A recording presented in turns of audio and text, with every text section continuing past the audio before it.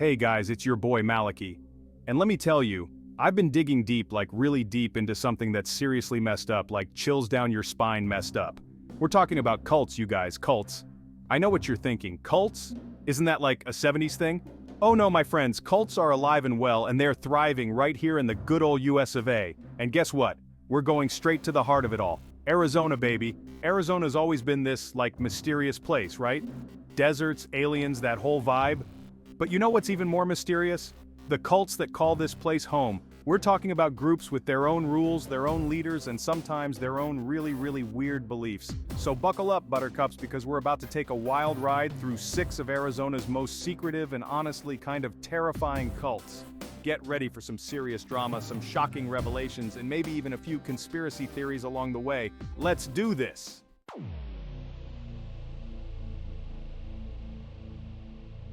First up, we've got the Church of the Master Angels, and let me tell you, this one's a doozy. It all started back in the 80s with this woman, Sophia Manson. Now, Sophia, she wasn't your average soccer mom, not by a long shot. She claimed to have these, like, visions, messages from angels, so naturally people started listening. Who wouldn't want to hear what angels have to say, right? Pretty soon she had this whole following, and they believed everything she said. I mean, she could talk about anything. Healing crystals, talking to plants, you name it, they ate it up. And that's how the Church of the Master Angels was born. They're all about spiritual healing, meditation, and this whole energy work thing. Sounds harmless enough, right? Well, that's what they want you to think. But trust me, things aren't always what they seem. There are whispers of strange rituals, weird chanting, and maybe even some shady financial stuff going down. And let's be real, when you've got a group of people who believe their leader talks to angels, things can get a little intense. One of the things that really creeps me out about the Church of the Master Angels is their whole thing with healing. Don't get me wrong, I'm all for alternative medicine and stuff, but these guys take it to a whole other level. They claim they can cure anything with their energy work. I mean anything. Cancer? Poof, gone. Broken leg? Healed. And people believe them. They shell out thousands of dollars for these healing sessions, hoping for a miracle. But here's the thing, there's no scientific evidence that any of this stuff actually works. It's all just like placebo effect and wishful thinking. But that's the thing about cults, isn't it? They prey on vulnerable people, people who are desperate for something, anything to believe in. They offer them hope, but it's a false hope. And the scariest part is, these people don't even realize they're being manipulated. They think they're finding enlightenment, but in reality, they're just getting sucked deeper and deeper into this web of lies. It's like, are these people really being healed, or are they just being hypnotized into believing it? It's seriously messed up. So, what's the truth about the Church of the Master Angels? Are they just a bunch of harmless hippies, or is there something darker going on? Honestly, it's hard to say for sure. They're notoriously secretive, and they don't take too kindly to outsiders poking around in their business. But that's not gonna stop us, is it? We're gonna get to the bottom of this, even if it kills us. Well, maybe not kill us, but you know what I mean. We're gonna find out what's really going on behind those closed doors. Rumor has it they've got this massive compound out in the middle of the desert, like seriously massive, and no one's allowed in unless they're a member. What are they hiding out there? What are they doing? It's enough to give you goosebumps, right? The more I learn about this group, the more convinced I am that there's something seriously shady going on. And I'm not gonna rest until I expose them for what they really are.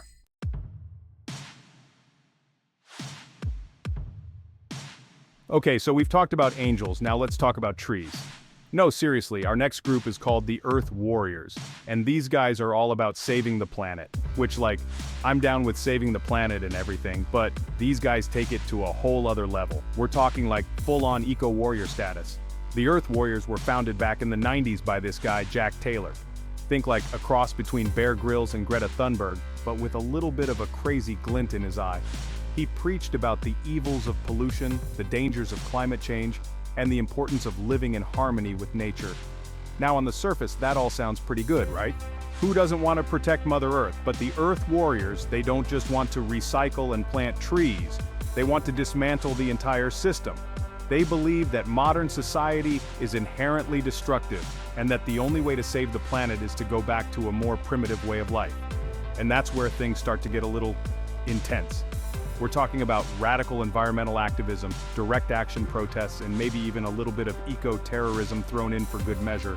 These guys are not afraid to break the law, and they're definitely not afraid to get their hands dirty, literally. So, how do the Earth Warriors live their lives? Well, they've got this whole off-the-grid commune situation going on somewhere deep in the Arizona wilderness. Think like solar panels, composting toilets, and a whole lot of tie-dye. They grow their own food, generate their own electricity, and basically live completely self-sufficiently. They've renounced all material possessions, modern technology, and pretty much everything else that makes life in the 21st century bearable. Now, I'm all for simplifying your life and reducing your carbon footprint, but this is next level. They're basically living like it's the Stone Age. They sleep in tents, bathe in rivers, and hunt for their food with bows and arrows. Okay, maybe not bows and arrows, but you get the idea. And here's the thing. They're not just content to live this way themselves. They want everyone to join them. They believe that their way of life is the only way to save the planet, and they're not afraid to get aggressive about it. At first glance, the Earth Warriors might seem like a bunch of harmless hippies, but there's a dark side to their ideology. Their commitment to environmentalism is admirable, but their methods are becoming increasingly extreme. They've been linked to a number of acts of vandalism and sabotage against corporations and government agencies that they deem to be harming the environment. We're talking about spray painting slogans on buildings, slashing tires, and even setting fire to construction equipment.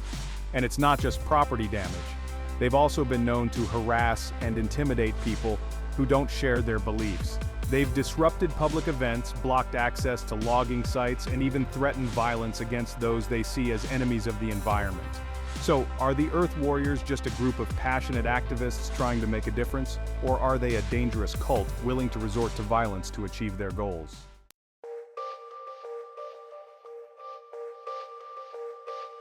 Okay, so the Order of the New Dawn, this one is interesting, guys, like super interesting. It's giving very much like Gwyneth Paltrow, but make it Arizona desert vibes, you know?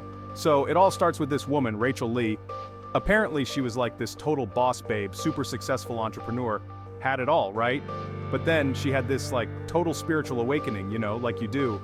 She drops everything, sells all her stuff, and moves to Sedona, Arizona. You know Sedona, right?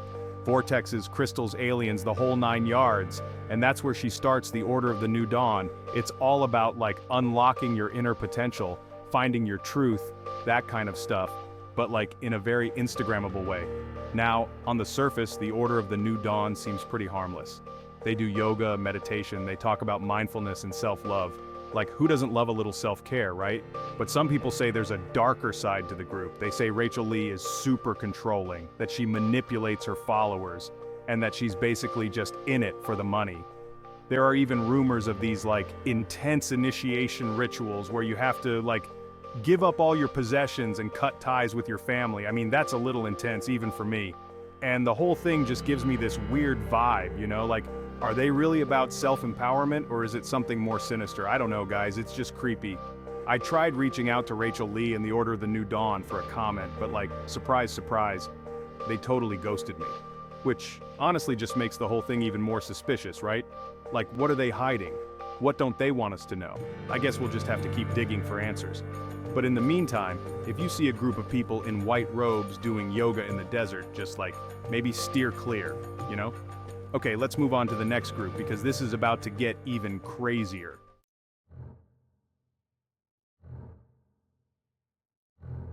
Okay, so if you thought the Order of the New Dawn was intense, buckle up, because the Children of the New Earth are on a whole other level. These guys are like the ultimate doomsday preppers.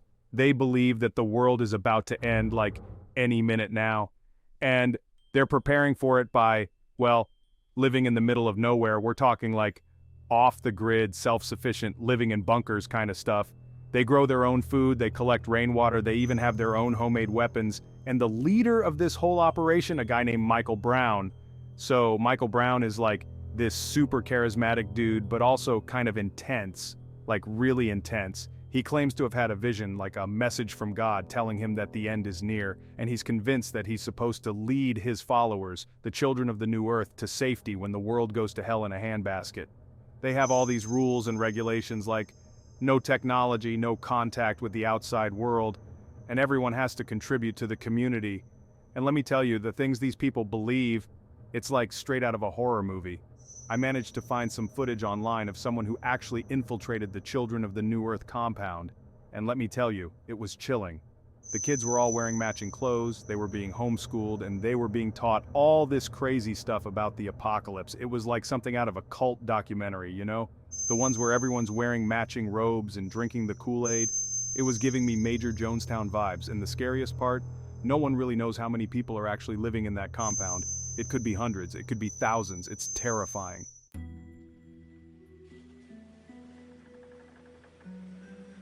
Okay, so this next group is shrouded in secrecy, which automatically makes them 10 times more interesting, am I right? We're talking about the Brothers of the Red Hand, and they're like the Boy Scouts, but with way more camo and probably like way more intense rituals. I mean, they're all about male bonding and physical fitness, which, you know, sounds kind of harmless, right? But something about their whole vibe just screams red flag.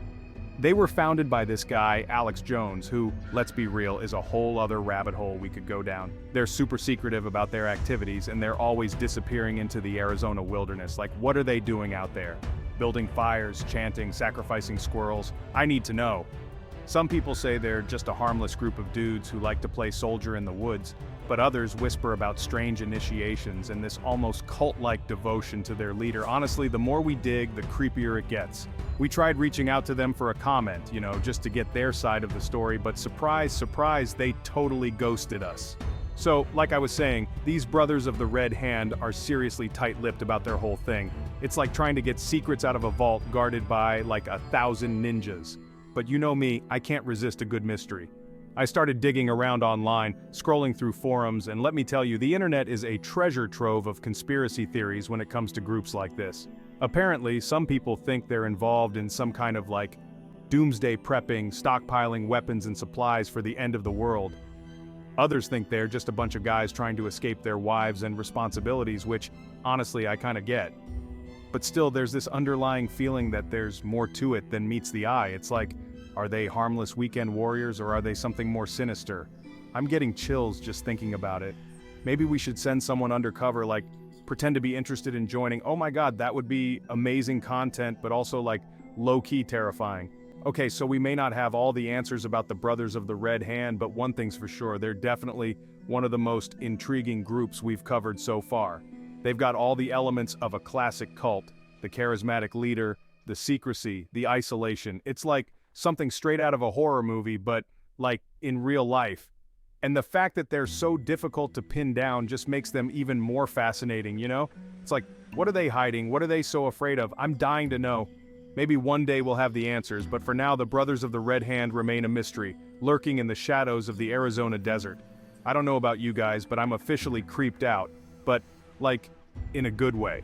You know what I mean? Like, that feeling you get when you watch a scary movie and you're totally freaked out, but you can't look away? That's the Brothers of the Red Hand in a nutshell.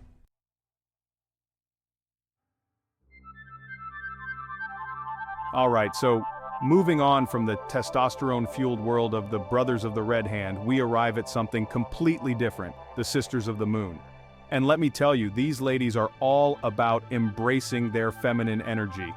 Think like Stevie Nicks meets Gwyneth Paltrow, but with a dash of desert mysticism thrown in for good measure. They were founded by this woman, Maya Singh, who according to their website, is like a spiritual guru, life coach, and moon-worshipping goddess all rolled into one. They're super into female empowerment, meditation, and of course, the moon. I mean, it's right there in the name, right? From what I've gathered, they have these like moon circles where they gather under the stars, chant, and like connect with their inner goddesses. Now, I'm not gonna lie, part of me is kind of here for the Sisters of the Moon's whole vibe. Like, who doesn't love a good moon circle, am I right?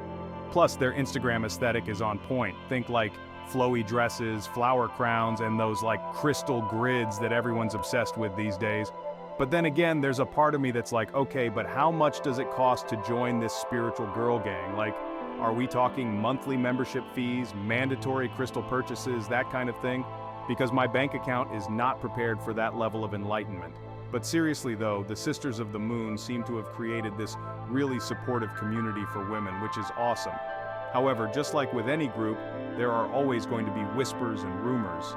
Some people say the Sisters of the Moon are harmless, just a bunch of women trying to find their power and connect with each other, which honestly, more power to them. But then there are others who claim that they're a little too, shall we say, intense with their beliefs, like Are they sacrificing goats under the full moon? Probably not, but you never know. The line between spiritual group and full-blown cult can be blurry sometimes, and the Sisters of the Moon definitely toe that line. But hey, maybe that's part of their allure. They're mysterious, they're empowering, and they're definitely not afraid to embrace their feminine energy.